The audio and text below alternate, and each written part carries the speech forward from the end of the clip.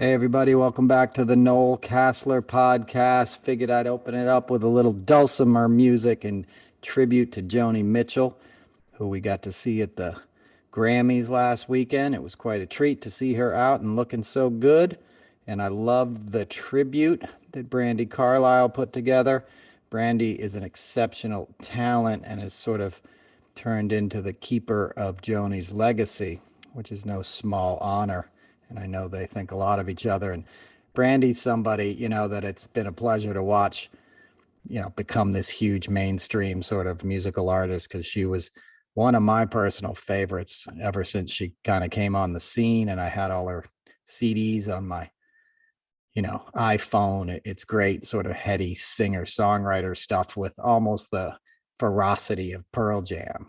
Her voice is something to behold, and her playing and her writing is just incredible. I even had a Baby Collings at one point, which she used to play, and I told her that. She was cool about it. I got to hang out with her a few times. Stephen Stills was a massive fan of hers, and he turned me on to her, and she came and did a benefit he does every year in LA called Light Up the Blues. And I've done a couple other really cool like charity events with her. I even got to hang out at Paul Allen's house with her and her wife, which was a really surreal experience. Paul Allen being the founder of Microsoft, the sort of brains behind it. And, the guy who got screwed over a little bit by his partner, I forget his name, but that's a joke, Bill Gates. But anyway, I remember sitting with Brandi and her wife like upstairs of this great recording studio that Paul Allen had in his house. Paul passed away a few years ago, sadly, but he had like this incredible recording studio in his house, with all the great amps and all the great guitars and incredible equipment.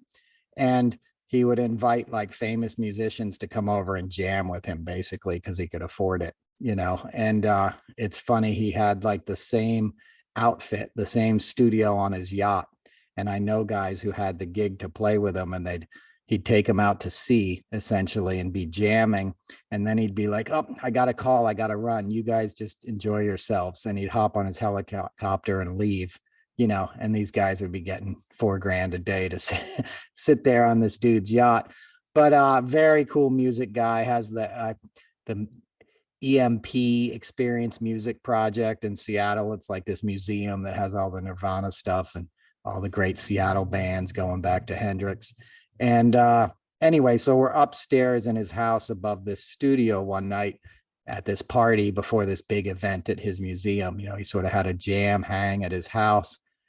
And I was standing up there and I got a cup of coffee. Obviously I don't drink, and I got a cup of coffee.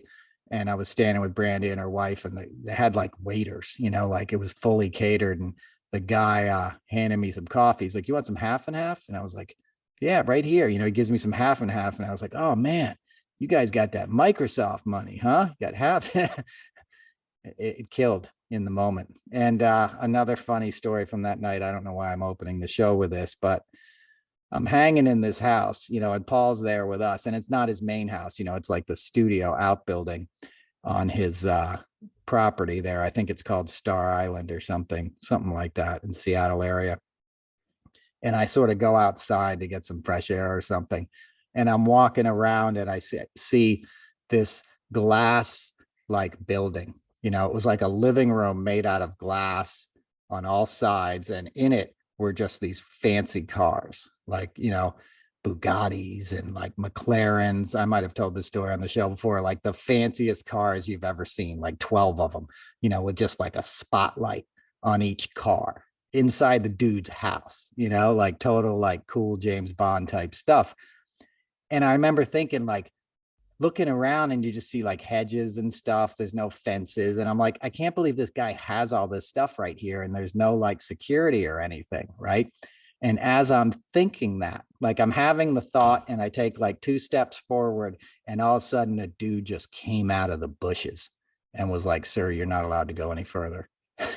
And I was like, oh my God, he has security, but it's of such a level that you don't even see him.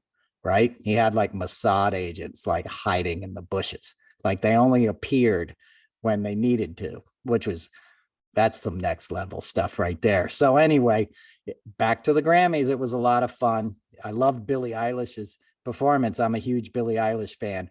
I hope, it's not, obviously the music isn't made for me, but it's not made for me. It's great music. And I just love the connection she has with her audience. It's the real deal.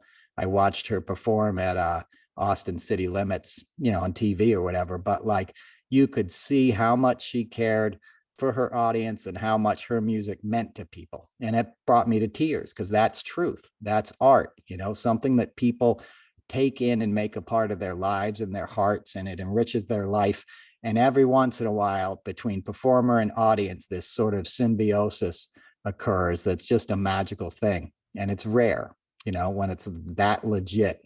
And she's got that, and she's just an incredible performer because she's next level in the way she just doesn't care, like she's just up there, like she's having fun. I think she's genuinely having fun, and there's not a whole lot of artifice. They put her on a cool set and stuff, but it's not about having 100 backup dancers and all that. And I'm not knocking that. That's part of the business that I was involved with. It fed me, and it's show business, and that's a show, and it's a good thing, nothing wrong with that. But, she's that rare performer where you can't take your eyes off her and you just get sucked in, she's feeling it. So I thought it was an excellent Grammys. I know it was long, but man, they just packed in some great performances.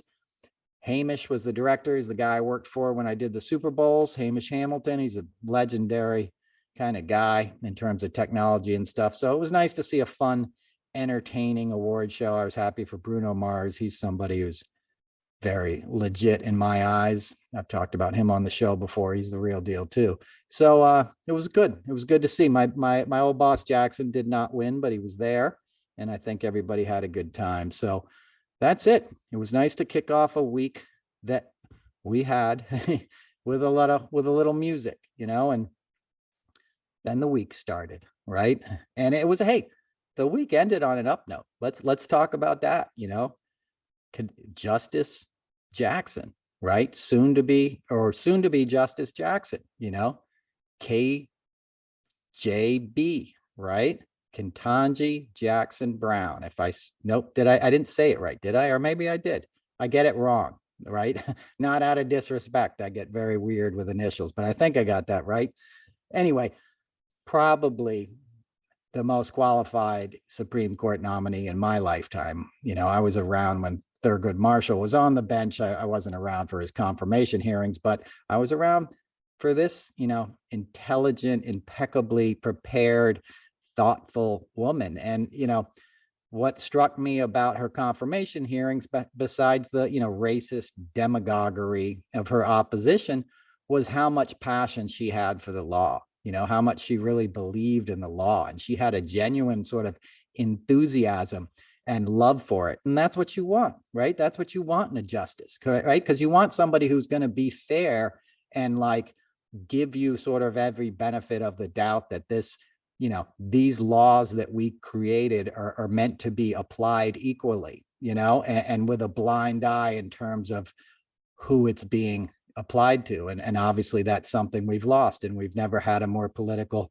Supreme Court. We have criminals on the Supreme Court right now. Clarence Thomas is a criminal as far as I'm concerned, just for the lying about how much money his wife made.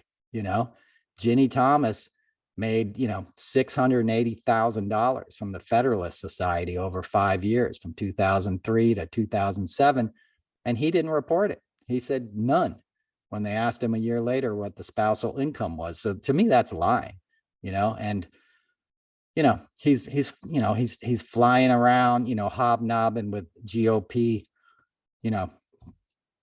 candidates and GOP governors. He's obviously, one of Ron DeSantis's main advisors. A picture just surfaced with him and Herschel Walker. And Herschel, just this weekend it surfaced. And Herschel's back in the news too. I won't lay into Herschel. Herschel was on the Celebrity Apprentice when I worked on it. I got a picture with him. He was a nice enough guy. He's not, he's not the brightest bulb on the Christmas tree, so to speak. As a matter of fact, I saw him speaking this morning and he still had his Christmas ornaments up behind him on his mantelpiece, so it might be time to take him down. But you know, he's being used. You know, he's being used by a very cynical and very racist Republican Party at this moment, you know, and they're trying to replace Raphael Warnock with him. Like, come on, dude. And he's 2 points ahead, you know.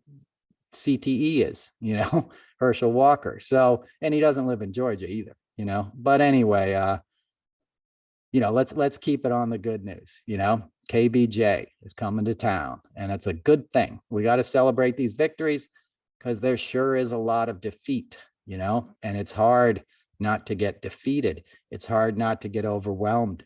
You know, Trump was having another rally last night. I'm recording this Sunday, right? He had a rally on Saturday night. He had Madison Cawthorn open it for him. You know, between the two of those guys, they got about 220 sexual assault allegations, right? But the right spent the whole week attacking KBJ, saying she was pro-pedophile. You know, she's not pro-pedophile. There's never been a more pro-pedophile than Trump. He's a professional predator, right? He had a contest that was basically like, let's find the hottest teenage girl in every state and get some middle-aged guys to tell us which one they think is the hottest, you know, which, what is that? That's code for like, that's the one I'd do. But yeah, me too. All right, Miss Mississippi it is, you know. That's predatory. Everyone knows Trump's a predator. I've talked about it before. I got friends that he assaulted, you know, and started grooming when they were kids that ended up in Epstein's house. So he's a scumbag. He's a scumbag. The GOP is full of them. It's full of predators. There was another guy this week who was one of Trump's finance advisors in the South who just got busted for, like, you know, multiple counts of child pornography and child molestation, you know. And I don't even have to get into Denny Hastert, right, who molested a bunch of boys when he was a high school coach. And he was the Speaker of the House in the GOP, right? He was a guy who made Clinton's life hell.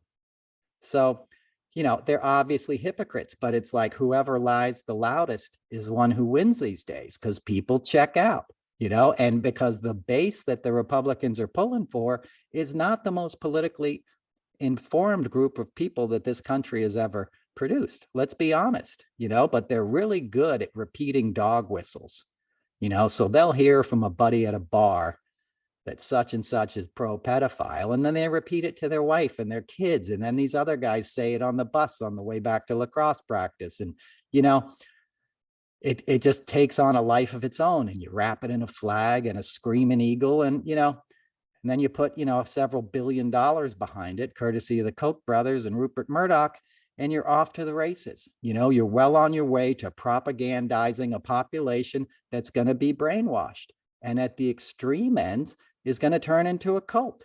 And that's what Trump created. He's a cult leader. He's got a cult lining up to see him, sending them, you know, sending him their money at a time where who can afford to, you know, spare anything? And if you can, why not send it to somebody who's starving, you know, or lost their job or lost their home, you know, or has bombs dropping on them in a foreign land? Instead, Trump's asking you to send it to him. He's not declaring his candidacy, and he's having massive rallies and fundraisers. You know, it's insane. And it all comes from that same misinformed public. You know, everybody's sort of reacting to the emotional stuff, you know. And I always attack the right, but it's on the left too. People are getting played just as hard on the left. You know, it's not popular to point it out, but there's a ton of PACs and a ton of accounts. Follow me, retweet this, help us raise this money, help us stop this. These people are building their own brands. They're making money off of this. When people need to be, you know, safe with their money and sending it where you can really make a difference in a race, not just promoting your favorite Twitter account or something, you know. So there's grifters all over the left too.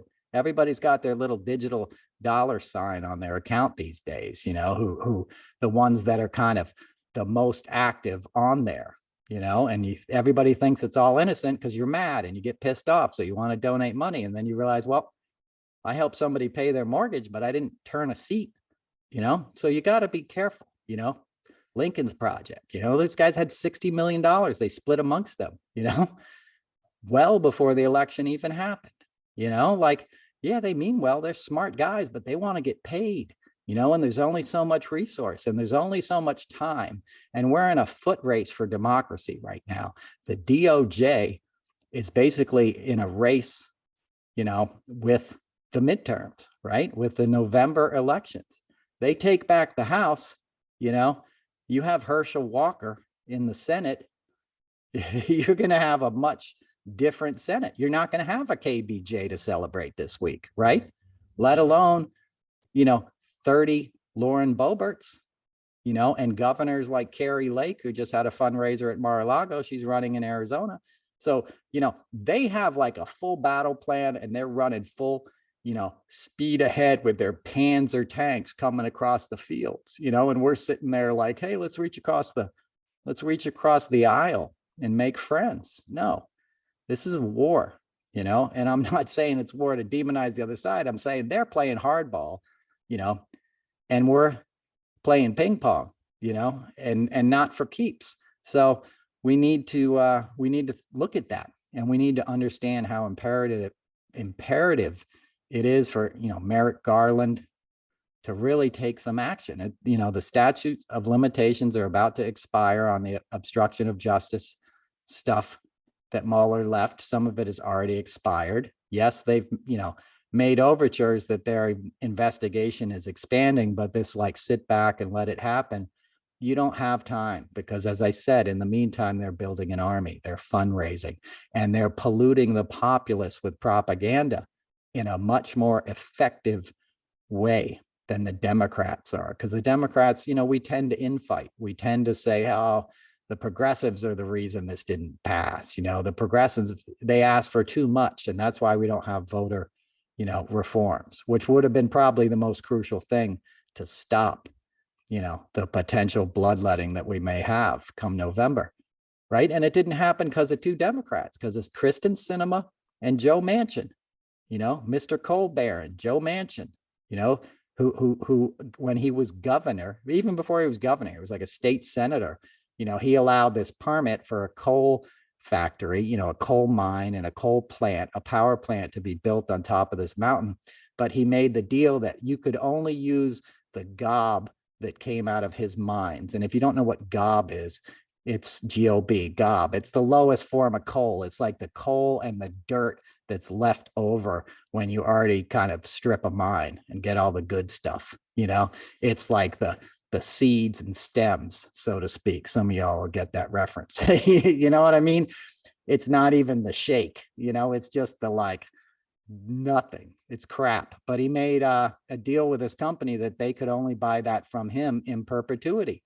And he did this like 25 years ago, and he's still getting paid, maybe even longer. It might've been the 80s. And he's still getting paid. He's made millions and millions of dollars, off of trading on his position then, when he was just a state, politician. And then he, of course, became governor, and now he's a senator, still beholden to the energy industry and profiting from it on a daily basis and standing in the way of progress, while we have something bearing down on us that's deadlier than any of the pandemics or the wars that we're facing. And they're horrible, and I'm not making light of it, but more people died from pollution in 2020 than died of COVID. Bill McKibben has a great article in the March 18th edition of the New Yorker. You should read on that, because the stats on that stuff are sobering, and we've ceded that battle, it seems. I mean, there's warriors out there every day, but you can see in the public consciousness, we're not all screaming about climate change, and it's all related.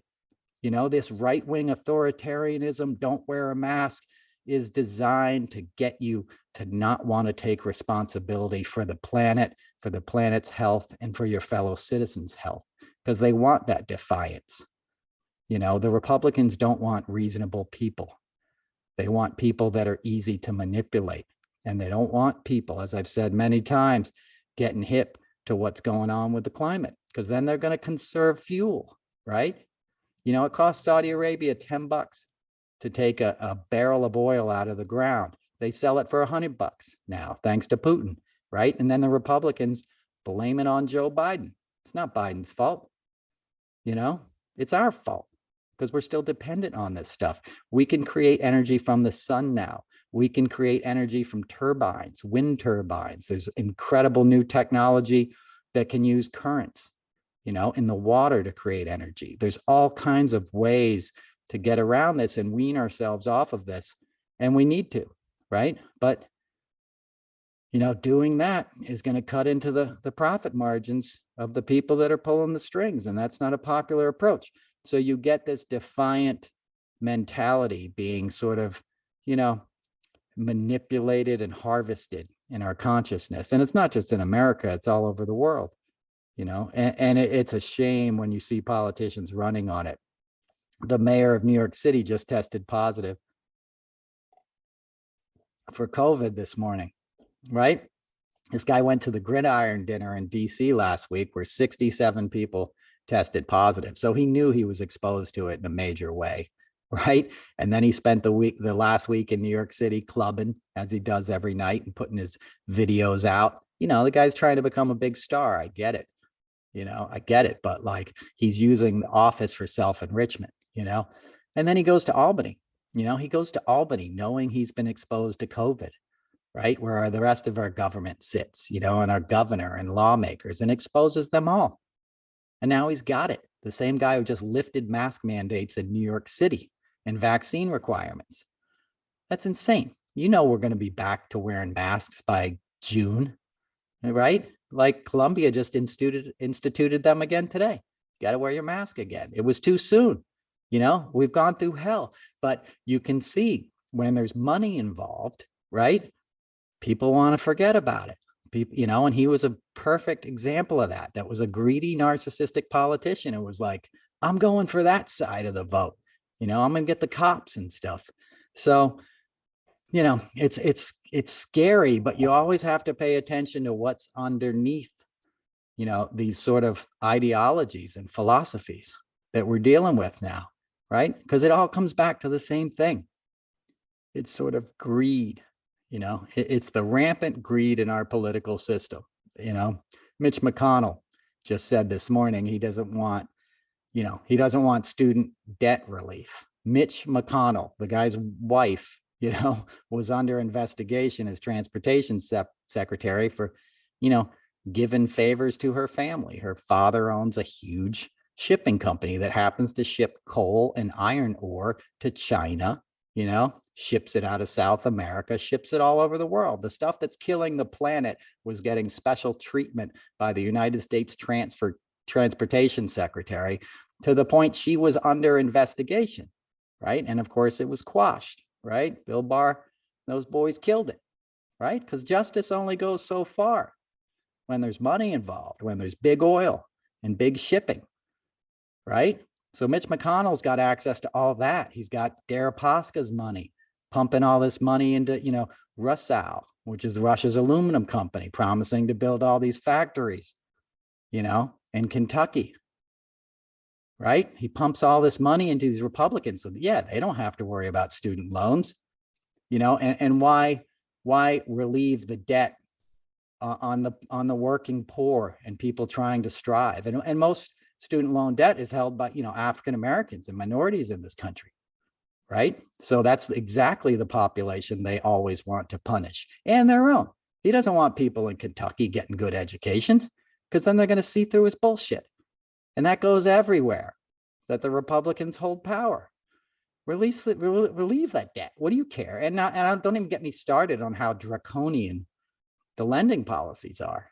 It's insane that those are agencies that had sort of government approval to make people debtors for life. It's really hard to get out of student debt. Trust me, I know. I've been paying mine since the 1996.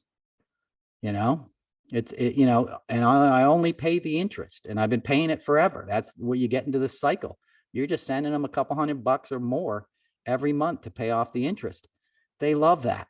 That's a perfect scam, right? But these guys are controlling the purse strings. Mitch McConnell didn't have a problem adding a couple $1 trillion to the national debt for the tax cuts under Trump, did he? Right? Which is what a lot of it comes down to, and why you also need to distrust the media, because the people that run these media corporations, they kind of like these tax cuts too. I tweeted about this a lot this week, but half of these deals and hires are done with guys sitting out at, at Wingfoot, at Atlantic, at some golf club, in Palm Beach in the winter, or the Hamptons in the summer. You know, Chris Wallace didn't go to CNN because he was disgusted with the rhetoric. He was at Fox for 18 years. It wasn't like they just started saying BS overnight, right? He knew who he was working for. You know, he goes to CNN to get a more, you know, conservative viewpoint there, right? And there's a great clip that came out this week with, you know, Hannah Jones, you know, who wrote the 1619 Project. I'm sorry if I got her full name wrong, but you know, she wrote the 1619 Project, and you know, which is obviously what started the whole, you know, CRT kind of, I don't want to say kerfuffle because it's their main gig on the right now, is manipulating people that their students might be told the truth about the country they're living in, right? Which is another thing they don't want people thinking about or finding out, you know. And Chris tried to push her on it. And he was like, well, the greatest generation, you know, according to Tom Brokaw, you know, they went and fought World War II. So those guys weren't racist. They didn't come home and behave racist. Yeah, they did. They came home and lynched people. You know, black soldiers who saved their asses many times in World War II had to step off the sidewalk when a white person was walking by.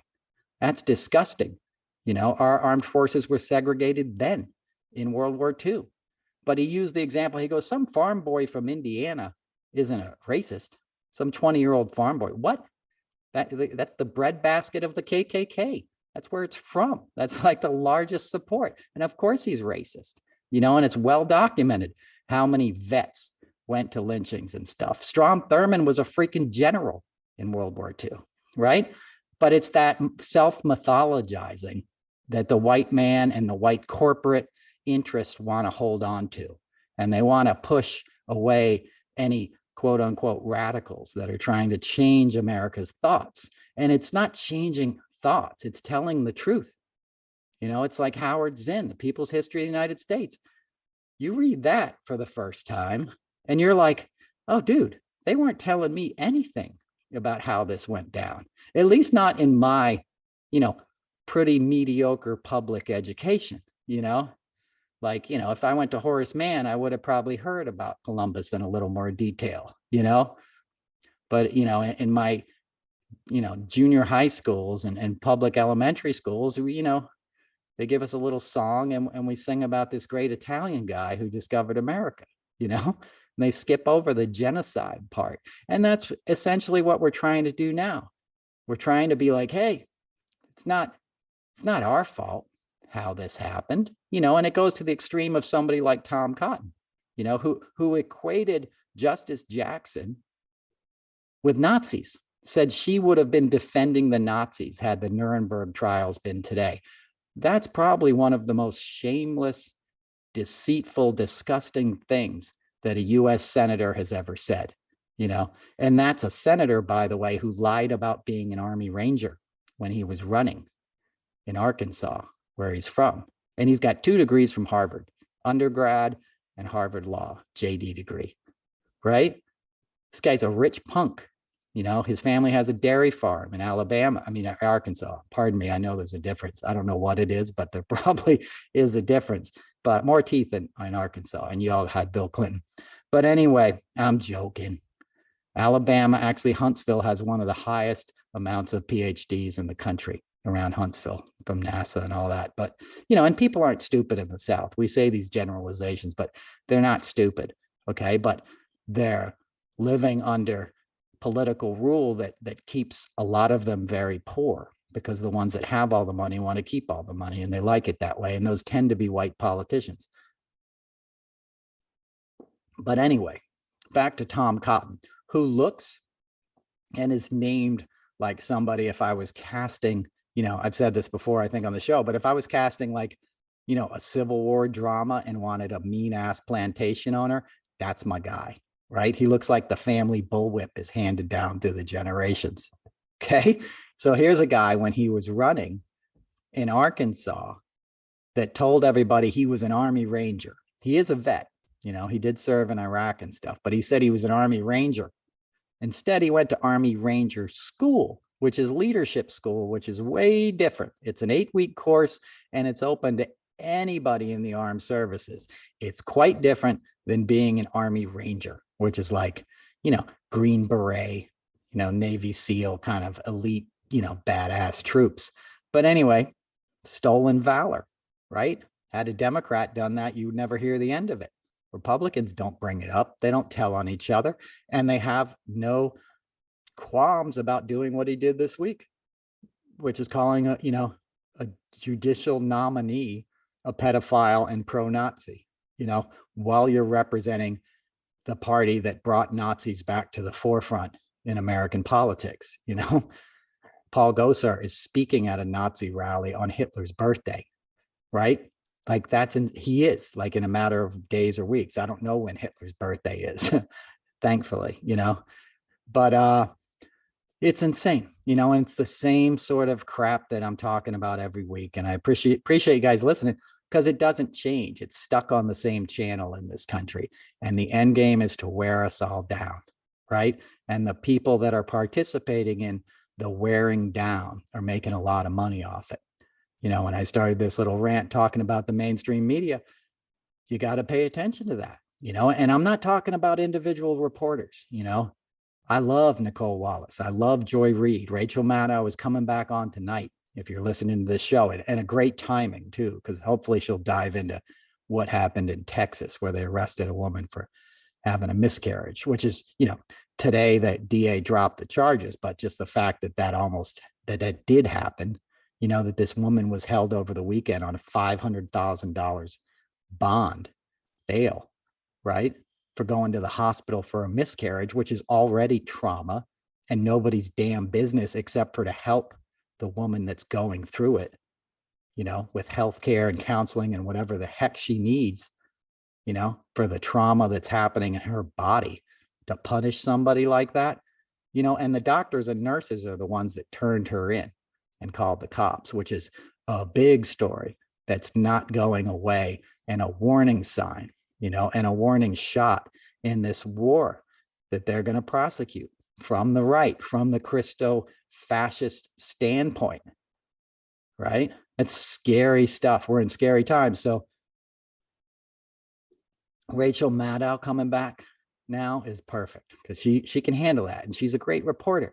As I said, Joy Reid, Nicole Wallace, Ari Velshi, and it's not Ari, Avi, what's his name?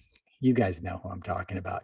Ari Melber, Velshi, I don't know what Velshi's first name is, but that guy filled in for Maddow, and was over in Ukraine for 6 weeks, which I can't even imagine. I feel like I need therapy for things I saw on Facebook this week, right? We heard about, as I talked about last week, and the show before that, we learned what they did in Bucha and all these other villages. But now we're in a time where we see it. I saw it on my timeline. I saw something on my timeline Monday, a photograph I'll live with for the rest of my days, that I couldn't even tell those closest to me about. It was so traumatic, and I didn't want to share it to them. Not saying it like I'm the victim. I'm saying they're victimizing people, and we're seeing it. It's like if you had Twitter in World War II and everybody had a, camera on their phone, it would have been a lot different. And we're in that time now. We're seeing these atrocities in real time, and they're disgusting and they're horrible. I mean, these guys are monsters, just straight monsters. And we need media, right? Media is not the bad guys, and we've lost already way too many journalists trying to tell this story and document this. And these are brave people that are going to carry these scars, whether they're physical or emotional, for the rest of their lives, right? So there's no more noble profession in my mind, than journalism. So when I talk about this, I'm not attacking journalists, but I'm attacking the corporate structure, that doesn't ask the tough questions, that keeps putting these jokers on the morning shows. CBS hired Mick Mulvaney. Like, are you kidding me? Mick Mulvaney was the guy who helped Trump shake down Zelensky. He's probably as responsible, as anybody, beyond Putin, right? And beyond Trump himself, responsible for making Zelensky's life and the life of the Ukrainian people's hell. You know, these guys own part of those pictures that I'm seeing. They own part of somebody's dog getting eaten, you know, and then they leave the, you know, the paws nailed to the fucking person's wall, which I saw. You know, heinous stuff, Game of Thrones level stuff with these scumbags that are coming in from Chechnya and stuff, these sicko forces that Putin has, right? It's like Game of Thrones. And a guy like Mick Mulvaney helped Trump shake down Zelensky. Now he's got a job at CBS. He's going to be a commentator, you know, and their response for the hire was that they think the Republicans are going to take back the House in the midterm. So they want to be prepared. What, to lie? You know, you want to be prepared for when like Lauren Boebert gets up and tries to like, you know, introduce articles of impeachment against Biden. You want to have somebody on hand to help that propaganda?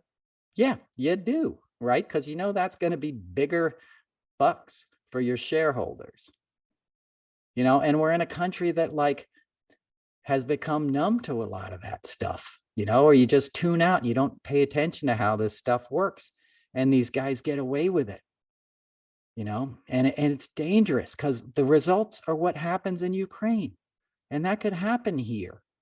You know, we're not going to get attacked like that by another power, but we could have, you know, we could have guerrilla warfare, MAGA style folks in our streets blowing up Planned Parenthoods. I mean, they already do, right? But Trump is basically begging them to do it at every rally.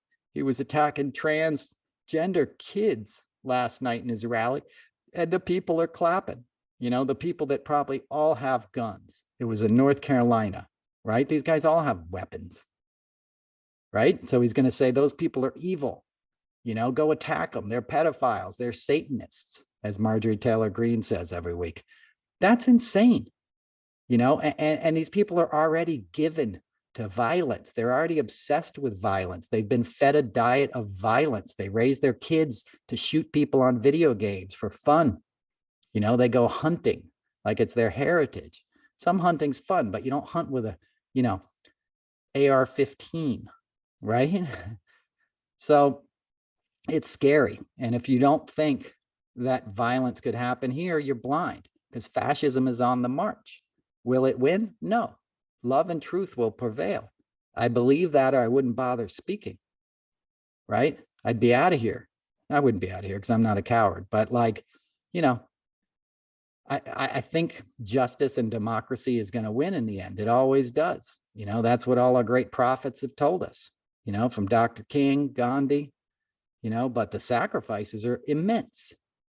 And people are paying with their lives right now.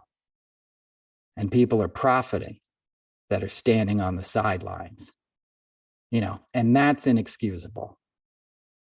You know, that's what has to change. And that's what we can all participate on. That's where we can all activate, you know, our outrage and do something about it. Not just click on donate here and make another video and send it to my friends that already believe the way I do, you know, but get out there and try to change hearts and minds.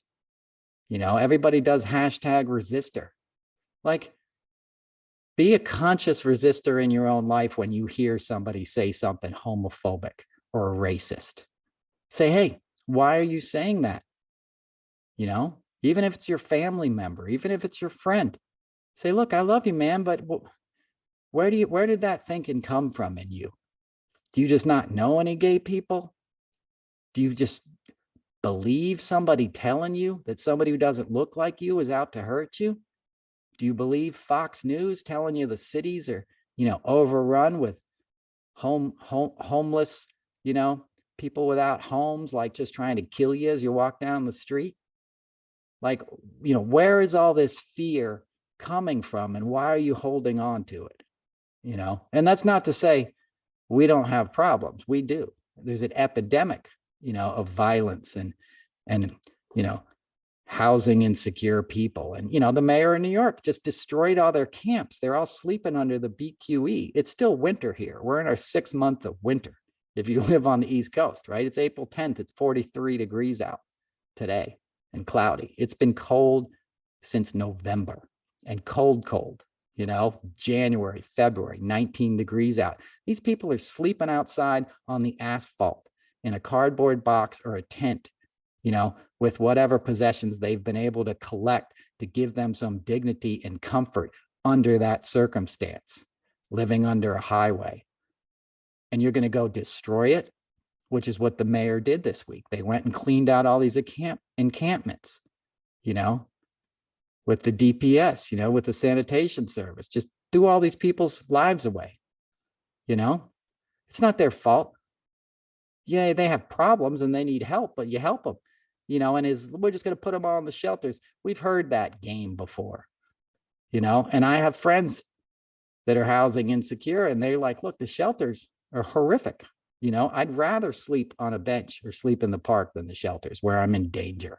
So we have a massive humanitarian crisis in this country that we need to deal with, that we need to spend a lot of money on. A lot of our best hearts and minds need to tackle these issues. And this is where we can provide real security and safety to people, not manipulating the fear to sell more guns or to sell a crooked politician, who's just going to denigrate a city like Trump does. Nobody talks more shit about New York City than Trump, the city that made him, that looked the other way when he built buildings with the mob for 40 years, that let his idiot children become socialites and models and stuff when none of them were paying taxes, right? And now they diss it. Half of their buildings are empty. Nobody wants to live in a Trump building. Open them up, turn them into homeless shelters, turn some of these office buildings. I don't just mean open the door and screw over the landlords, but we can come up with solutions, right? Let's get some of these yachts we're confiscating from oligarchs, put them in the Hudson, put them in the East River, turn them into medical clinics, let people who don't have homes walk onto that, a nurse ship and get looked at, give them a meal and a shower and point them in the direction of help and recovery. We're all in this together. And the sooner we realize that, the sooner we all have better lives. And the central tenet of greed is that none of that will affect me. And New York is a great example of it will always affect you. You can be at 71st and 5th Avenue, right? But you still got to walk out and get in your town car, out on the street, right? And there still could be somebody sleeping there on the pavement, right? So you can't hide from it in New York. You can insulate yourself from it, but you can't not see it, in the way you could, say, in the Pacific Palisades or something. So in my mind, that's always been one of the blessings of New York City, because worlds combine, and that's where interesting stuff happens. I've been watching the Warhol Diaries doc on Netflix, and it's fascinating because it's a great telling of New York and a great telling of an artist who I happen to respect because he sort of foresaw a lot of the things in our culture now. He basically invented reality TV, if you remember Andy Warhol TV, in the early 80s, YouTube, all that kind of stuff. He didn't invent YouTube. I'm saying he that kind of content, everybody will be famous for 15 minutes, right? Just sort of, you are the art project, right? It's almost like yourself as performance art has become ubiquitous in our culture. Kim Kardashian it's performance art, right? It's my butt and my lips or whatever, and who I'm banging this week. That's who's gonna, that's what the world is tuning in to see, and you're watching it like you'd watch, a painting or a car crash or something, depending on your point of view. And I was, and he photographed car crashes, right? That's if Warhol's work, that was some of his early work. But guy was an artist to the end. But when you get into the 80s, when he hooks up with Jean-Michel Basquiat, who was, Samo, who was a graffiti artist. It said Samo on subways all over New York City before he became an artist, right? And then that sort of hip hop culture and graffiti culture, commingled in downtown New York and in the nightclubs with the Upper East Side. with rich artists. Warhol lived in a townhouse in the 60s, right? He's hanging out with heiresses and stuff. He has patrons. He sells a portrait for, $100,000, and he's knocking out 10 of them a day or whatever. Like, he's a wealthy man who hangs out with wealthy people, but he loses his sort of creative artistic fire until he mixes again with that downtown world, and then informs the culture, right? And it makes a better artist, and it makes a star out of Jean-Michel Basquiat, who's like a broke guy. He wasn't broke, when he obviously started selling paintings, but now his paintings sell for $100 million. He's sadly no longer with us, but that, and he was impactful. That's impactful art. There's a new retrospective opening. It just opened in New York City, I think yesterday. I'm going this week, of his work. I'm a big fan, right? And he's obviously massive influence. And Keith Haring, his buddy, same sort of story. Those guys did it, man. Like, you see their influence, right? But that wouldn't have happened without the mixture of worlds, which was New York City, right? CBGBs, all this downtown kind of like grungy, Tompkins Square Park, junkie life, got picked up by the Suits uptown, and they said, we can make some money off this. And all of a sudden, the Ramones go out to the world and everybody hears it, and kids like are listening in their basements, that end up forming bands like Nirvana and Pearl Jam and stuff, and all of that stuff mixes, in a place like New York City when it functions at its best, and it's a harsher life if you're on the bottom of that scale, but you have the opportunity to create and hopefully have your art rise up, and sort of get discovered, and there's all kinds of politics and tastemakers involved in that. But my point being is, a functioning, healthy city with a diversity of culture and opportunities for all makes the world richer. It's our greatest export. And if we've learned anything about the American experiment, it's who we are as a people that has the most influence on the rest of the world. And who we are as a people is most strengthened by our diversity.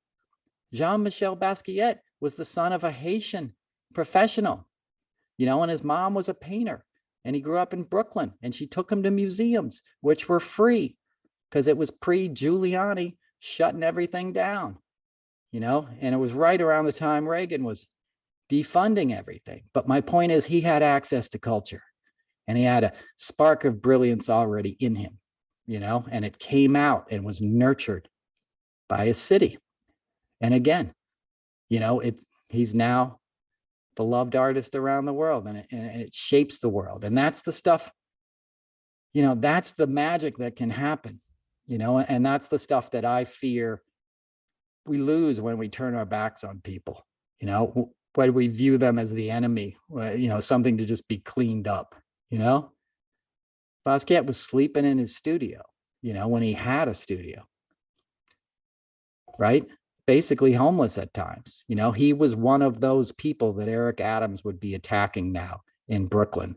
I guarantee you there's some creative people living under those, overpasses, that haven't gotten their shit together yet. So compassion, culture, right? Equanimity, access, right? Doesn't mean some people can't get rich and some people, are always going to stay poor, like if you don't get over your own addictions and stuff, you're screwed. But you can have a fighting shot, and you never know who's going to change the world, right? Steve Jobs, we were talking about Paul Allen or whatever before, I've been watching all these tech, documentaries, not documentaries, these series I'm fascinated with.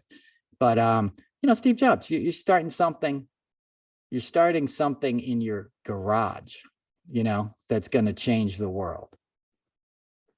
That is the spirit of America, innovation, development. But now it seems so many people want to fix the playing field and make it impossible. They want to crush all the competition, right? Now somebody has a startup turns into a big company or a media company, and they want to snuff out the competition. They want to buy up all their competitors. They want all the money to flow through them. That's the Jeff Bezos approach, right? When he started Amazon, right? He just bought up all the other people that were selling their wares on there, ran them out of business. Now he's the only guy you can buy half this crap from, you know? So it's that pulling the ladder up behind you thing that I always hate, you know, and it's the fierce competitiveness. You know, competition is good. It's what makes business run. It's what makes sports run. It's what makes schools run. You got to keep score, right? But you don't have to make it unfair for your fellow humans, right? It's like I always use the analogy about the yachts. You know, when I see the super yachts in Nantucket, you don't get a yacht like that without hurting somebody. You know, you can't consume that much resource without somebody else suffering somewhere. And that's the kind of stuff people don't want to talk about that much. You know, that's the kind of stuff, it's complicated to explain. And it's, you know, it ain't profitable. You know, you're not going to get, you know, you're not going to get a primetime show on the network talking about that kind of stuff. But you can talk about it on my podcast, right? So I'm ranting about it every week. And you know, some of these docs, I haven't talked about entertainment in a while because it's just me, but the one about the Uber guy especially stands out. Travis Kalanick, and it's Kalanick. It sounds like something you know, something you wash out your colon with. But anyway, and that's pretty apt description of who the guy was, right? And it's an example of just moral depravity and greed run amok, and not caring, you know, about people getting murdered in your cars and stuff, which happened, you know, and sexual assaults. And his company was like, you know, it was like Me Too's worst nightmare, you know, and it's well documented. And if you watch it, you'll be entertained because it's very well done. It has a fantastic cast. And then the other one I've been enjoying is the one called WeWork, on the WeWork guy. And that one is just amazing because that one has what's his name? Jared Leto, and the woman who was like, oh God, I can't remember her name. Black hair, pretty, was like Anne Hathaway, right? And Anne Hathaway is killing it. And she plays this character, which is clearly based on, you know, Ivanka Trump and like Gwyneth Paltrow. And she just nails it. You know, it's a phenomenal performance. And she chews up the scenery and skewers, you know, that sort of like uber wealthy, new agey kind of BS, right? And I'm a new age kind of dude, right? I say mantras every day. You know, I'm a yoga guy. I'm not dissing new age, but like, you know, her husband's like complete like reprobate, you know, and like just immensely irresponsible with this incredible wealth and opportunity to employ a bunch of people, you know, and he's just like got the same kill or be killed, you know, I can't be stopped attitude.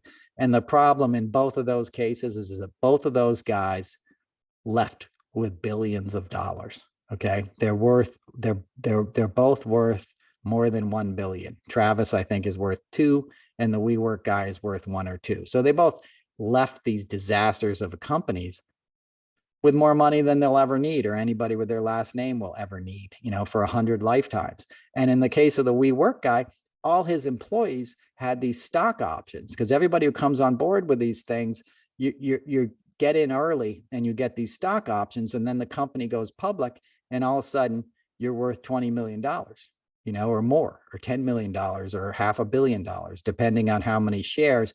But the whole gig, you know, with these startups is that you're going to become, you know, one of the founders and the early employees. And we have a zillion examples of that, you know, somebody who worked at Apple early and all this stuff, you know, it's a good, sweet gig if you can get it, right? So all these guys at WeWork, that's what they were working for. They're working for this maniac for years because of these stock options. And when it finally goes public, your shares are going to make it so you never have to work again, and nobody in your family will.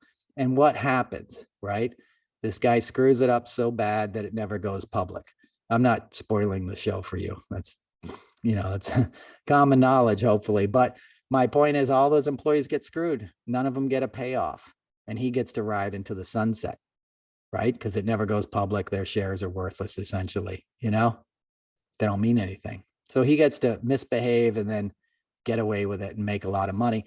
And that seems to be a theme in this country, right? And that seems to be something that we're not punishing, you know, we're not reacting to with the right sense of moral outrage. Yeah, it's cool to make a Netflix series, but, you know, you can see where this episode is going in terms of wrapping that up, right? Because I started off saying, you know, we're in a foot race. DOJ is in a foot race with the calendar, you know, with the midterms, and then with 2024, which Trump is campaigning for and not announcing his candidacy. So he doesn't have to be within FEC guidelines and report his money or be told what he has to do with it, right? He's in no violation. Now he can spend it on anything he wants. And he is, you know, but he ain't spending it on his campaign, right? Because he's already got people in place to keep his name in the news, right? But he's grifting people right in broad daylight, and no one's stopping him yet. You know, it came out on Friday that Don Jr. texted Mark Meadows, you know, and said, hey, we have operational control. Let's just call this thing. Let's just make this happen for Trump. 2 days after the election, before it had been called yet, right? When the votes were still being counted, Scrump, little cokehead, you know, drunky McDrunk asshole who got his ass kicked at the Comedy Cellar, you know, 20 years ago for being a big drunk. I like to tell that story because people forgot it, you know, and he was dry when I worked around that family, but he relapsed, you know, and now he's in a full coke meltdown every night in his little videos, right? Except for the last 2 nights because he hasn't tweeted since the story broke, right? But the story breaks on Friday that he's texting Mark Meadows and basically talking about overturning the election, right? The most nefarious stuff you could think of, this kid is doing. This kid who's not supposed to be involved in any way in the White House, right? The whole gig when Trump took office was, I'm going to, you know, step away from the company and Don Jr. is going to run it. And I'm going to not know anything about what's involved, which we all know was BS because there's nothing Trump cares about more than his company. So I guarantee you he was taking calls every night in the residency, you know, residents talking to his kids about what the company was doing. And he was probably doing a lot of that in the morning in between snorting Adderall and sitting there in his Depends, you know, for executive time, which is what they called the fact that he didn't show up in the Oval Office till noon every day, which is a point I constantly point out because the guy's got the most powerful, important job in the world. He's not showing up till noon. Can you even comprehend that? And he's new to the job, right? Because the job only lasts for 4 years. So he was doing that in his first couple of months. Could you even comprehend not being early for like the most important job in the world? You'd be down sitting behind your desk at 7 a.m. if you were a functional human being. But he was worrying about his own interests, and his son was breaking the law by consulting his father with this. And then his son was like, all right, let me get involved in keeping my dad in power. Let me text the White House chief of staff, the same guy who was receiving texts from Ginny Thomas, telling him to release the Kraken, right? So all these operatives were corrupting a free and fair democratic election on behalf of a would-be authoritarian, and nobody was stopping it.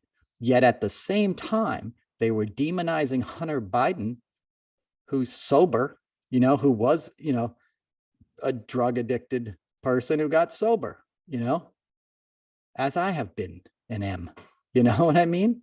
There's no shame in your game. Addiction is not shameful. It's a medical issue. If you get help for it, but they demonized it, even though the kid who was doing that, you know, most of the memes you see on Hunter Biden start coming out of Don Jr.'s Twitter account. He had one last week where he was slapping Hunter Biden, who had a crack pipe in his mouth. You know, Don Jr. probably had half of Bolivia up his left nostril when he tweeted that thing. Okay. He's as coked out as you could be. They probably show his videos in rehabs, like to be like, this is what you don't want to do. And don't get me started on Larry Kudlow and Bill Barr, who the night before this information came out, by the way, were on Fox News saying that the election was potentially rigged before the voting began, right? And the reason I'm sure they were saying that is because word had already leaked that in Ivanka's testimony, she confirmed that they had in their possession these texts from Don Jr. to Mark Meadows.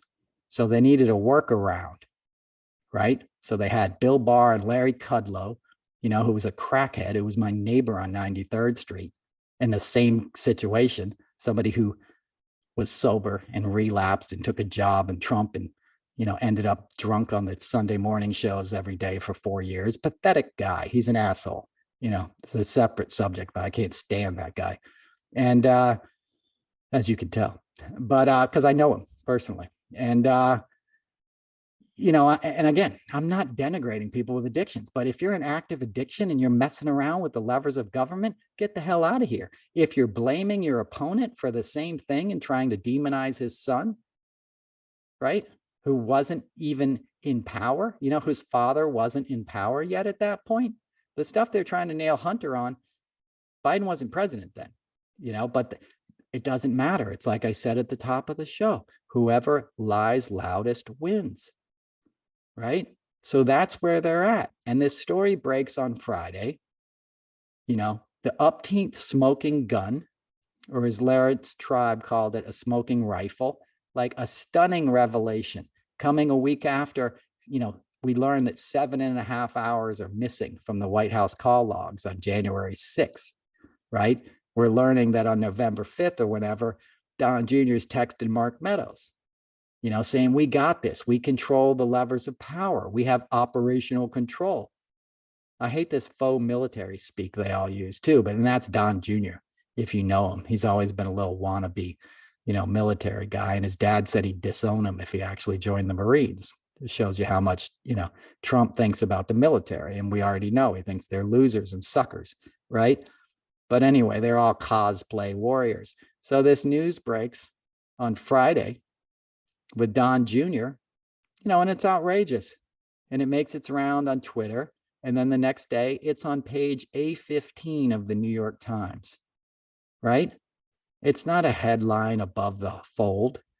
It's on A15 in the same city where the Manhattan DA just wrapped up his investigation essentially into Trump. He sent out a statement, said it's still going on, but it's not going on. They sent the witness information back. They sent the evidence back to the witnesses. Michael Cohen was on a podcast, on a news show this weekend saying, yeah, they haven't contacted me since they made that statement. Since he was a witness, and he's not a credible witness because of, he went to prison and stuff, but he was cooperating. And there's other cooperating witnesses, as I covered. Weisselberg's daughter-in-law gave him all kinds of materials. This material has now been sent back, and the grand jury is closing. So in the city that's giving Trump yet another pass, the paper of record, which happens to be, the paper of record for pretty much the rest of the United States, the New York Times thinks so much of the story, they put it on A15. And by Monday morning, when you're listening to this, Monday afternoon, it's barely going to be in the headlines. It didn't become a big story because we're just beaten down by the amount of malfeasance and criminality that's coming out of these guys. And they're like jackals screaming a new lie, getting a new piece of propaganda into the discourse week after week. That pedophile stuff soft on pedophile stuff will follow Justice Jackson as long as she's on the bench, and she'll do a wonderful job there. But, these accusations, when they're thrown at people, are weapons. It's verbal violence, and these guys know it, and they're good at it. And they know that the media is essentially rigged in their favor for the reasons I've explained. Okay. And it's not an indictment of media. It's saying the top brass, there's not a lot of money in that kind of thing. There's a lot of money in the Republicans coming back into power on both sides of the narrative, because all your resistors and all your video makers and all your send me money to my PAC guys are going to have another reason to manipulate your anger. We'll get them in 2028. You won't be here by 2028, right? Like, this country won't be anything that you once recognized if these guys get away with it. So again, it's a foot race, right? It's a foot race to November, and that story with Don Jr. should have been huge, right? And it was big, but it's not big if you turn on the TV right now, and we also have, we shouldn't even have to be talking about this, right? The wheels of justice should have turned quicker, and Trump should already be in legal peril, in terms of like the machinations of justice. He should already be in the system, so to speak. This stuff should be going on where they know they're getting prosecuted and they're laying low, not having rallies, not raising more money, not building an army of cultists out there in the streets with their giant pickup trucks and their flags ready to defend the virtuous against evil, satanic pedophiles. It's insanity, and this is all going on under the backdrop of the most horrific war we've seen in Europe since World War II, where we're watching a genocide in real time. They bombed a railway station in eastern Ukraine over the weekend where people were escaping. 1,000 people were standing on the platform, men and women and children, thinking they were going to get out of this hell, waiting for the train that was going to take them to freedom, that their kid might live. Can you imagine what a mother's feeling holding her kid's hand, thinking, man, 20 more minutes and that train comes and I get to get my child out of here, and then you hear an explosion and then 10 more missiles rain down on you, right? And 50 women and children are killed. Hundreds are injured. That's torture, man. That's abhorrent. That's a war crime. That's genocide. That's horror. And it's happening day after day all over this country of Ukraine,